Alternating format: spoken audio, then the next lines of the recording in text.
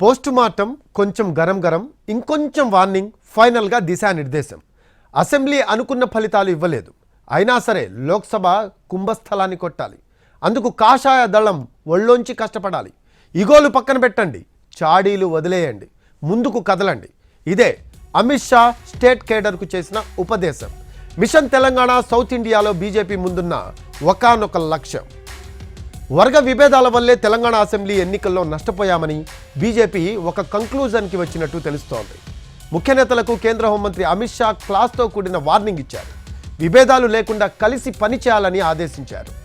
Assembly ఫలితాలపై సమీక్ష, వచ్చే పార్లమెంట్ ఎన్నికల్లో అనుసరించాల్సిన వ్యూహం, వికసిత్ భారత్ సంకల్ప యాత్ర, అయోధ్యలో రామమందిర ప్రాణ ప్రతిష్ఠ అంశాలపై సమీక్షించారు. కొత్త ప్రభుత్వం పాలన, రాజకీయ పరిణామాలపై నేతలతో చర్చించారు.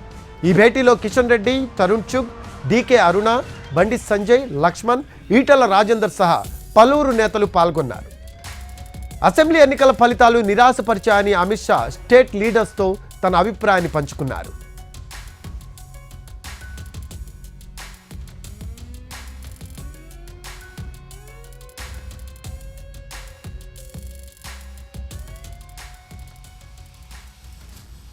కాగా మినిమం 30 సీట్లు వస్తాయని ఆశించాం, కానీ అనుకున్నన్ని సీట్లు సాధించలేదని అన్నట్టుగా సమాచారం. లోక్సభ ఎన్నికల్లో సమన్వయంతో పనిచేయాలని సూచించారు అమిత్ షా. రాష్ట్రం నుంచి అత్యధిక ఎంపీ సీట్లు గెలిచేందుకు కృషి చేయాలని దిశానిర్దేశం చేశారు. సిట్టింగ్ ఎంపీలకే మరోసారి అవకాశం కల్పిస్తామని అన్నట్టుగా తెలుస్తోంది. మిగిలిన చోట్ల సర్వేల ఆధారంగా ఇచ్చే అవకాశం ఉందని చెబుతున్నారు. ఈసారి అభ్యర్థులను త్వరగా ప్రకటించాలని పార్టీ అధిష్టానం భావిస్తోంది.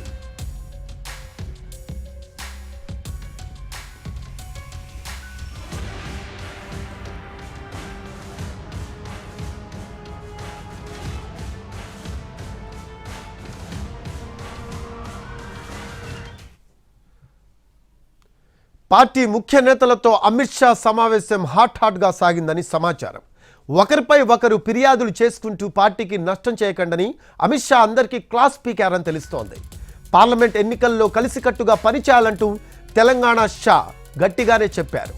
నేతల మధ్య గ్యాప్ అసెంబ్లీ ఎన్నికల్లో దెబ్బతీసింది. ఇది రిపీట్ కావద్దంటూ షా హెచ్చరించారని సమాచారం. ఎంపీ టికెట్ ఆశావాహులు, వారి బలాబలాలపైన ఆరా తీసిన అమిత్ షా సిట్టింగ్ ఎంపీలకు అదే స్థానంలో పోటీ చేసేందుకు గ్రీన్ సిగ్నల్ ఇచ్చారని తెలుస్తోంది. 4 ఎంపీ స్థానాలు మినహా మిగిలిన స్థానాల్లో పార్టీ పరిస్థితిపై కూడా ఆయన ఆరా తీశారు.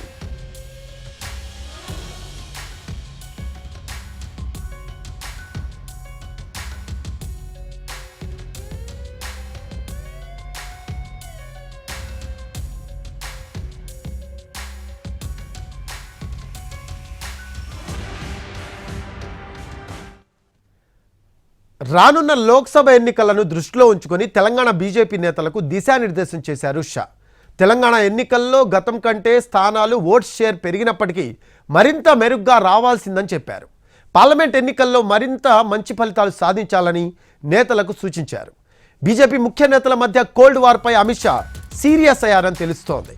వ్యక్తిగత లక్ష్యాల కోసం కాకుండా పార్టీ కోసం పనిచేయాలని అమిత్ షా చెప్పినట్టు సమాచారం. సోషల్ మీడియా వేదికగా పరస్పర విమర్శలకు దూరంగా ఉండాలని అమిత్ షా కోరినట్టు తెలుస్తోంది. నేతల మధ్య సమన్వయ లోపం లేకుండా చూడాలని కిషన్ రెడ్డిని ఆదేశించారు ఆయన.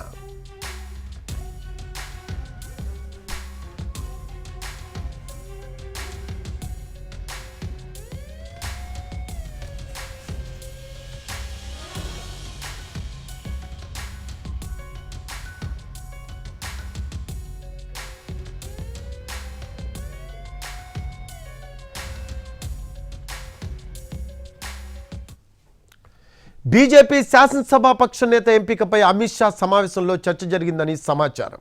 బీసీ సీఎం హామీ ఇచ్చిన నేపథ్యంలో ఫ్లోర్ లీడర్గా బీసీ ఎమ్మెల్యే ఉంటే బాగుంటుందని అమిత్ షా అభిప్రాయపడినట్టు తెలుస్తోంది. కాగా ఈ రేసులో బీసీ ఎమ్మెల్యేలు రాజాసింగ్, పాయల్ శంకర్ ఉన్నారని తెలుస్తోంది. ఒకవేళ రెడ్డి సామాజిక వర్గానికి అవకాశం ఇవ్వాలనుకుంటే రేసులో ఏలేటి మహేశ్వర్ రెడ్డి, కాటిపల్లి వెంకటరమణారెడ్డి ఉండే అవకాశం ఉంది.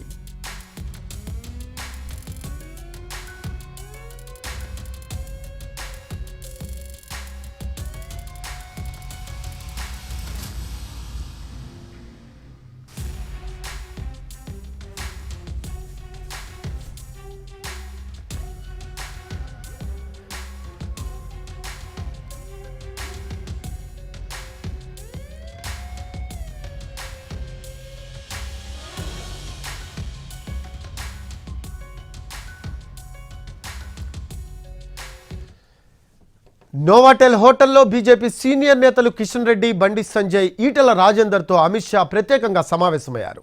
నేతల మధ్య కోల్డ్ వార్పై ఫోకస్ చేసిన నేపథ్యంలో ఈ మేరకు సమావేశాన్ని ఏర్పాటు చేశారు. పరస్పర విమర్శలాపి పార్టీ కోసం పనిచేయాలని సూచించారు. సిట్టింగ్ ఎంపీలకు మళ్లీ చేసే అవకాశం ఇస్తామని అమిత్ షా సూత్రప్రాయంగా చెప్పారని తెలుస్తోంది. దీంతో పాత వారికి గ్రీన్ సిగ్నల్ దొరికిందని అంటున్నారు. సిట్టింగ్ ఎంపీలు పని చేసుకుంటూ పోవాలని చెప్పినట్లు సమాచారం. 4 సిట్టింగ్ స్థానాలు మినహా మిగిలిన లోక్సభ స్థానాలపై అమిత్ షా ఆరా తీశారని తెలుస్తోంది.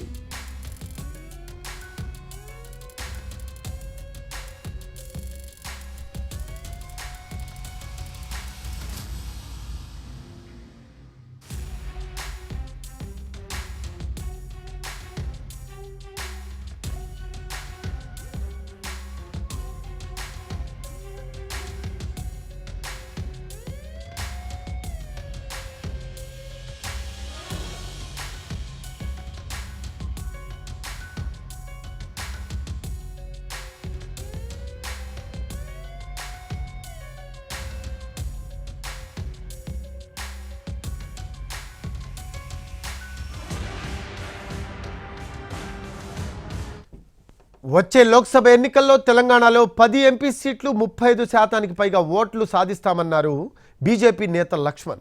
ముఖ్యంగా ఎస్సీ వర్గీకరణతో పాటు ఓబీసీ రిజర్వేషన్ల ప్రభావం లోక్సభ ఎన్నికల్లో స్పష్టంగా కనిపిస్తుందన్నారు ఆయన. తెలంగాణ మిగతా రాష్ట్రాలకు అతీతం కాదు, స్థానిక అంశాల మీద ప్రభావితమై రాష్ట్ర శాసనసభలో ఎన్నికలు ఓటు చేసి ఉండొచ్చు. కానీ రేపు జరగబోయే లోక్సభ ఎన్నికల్లో 10 పార్లమెంటు పైగా 35% ఓట్లను పైగా సాధిస్తాము. తెలంగాణలో మా యొక్క విశ్లేషణలో ఈ ఎస్సీ వర్గీకరణ అంశం అది ప్రభావితం చేసింది. ఖచ్చితంగా దాని ఫలితాలు లోక్సభలో పెద్ద ఎత్తున పార్లమెంట్ సీట్ల రూపకంగా వస్తాయని, ఓబీసీలు కూడా ఓబీసీ ముఖ్యమంత్రి ప్రకటించడం వల్ల రేపు లోక్సభలో కూడా ఖచ్చితంగా ఈ వర్గాలన్నీ కూడా మరి బీజేపీకి అండగా నిలుస్తాయని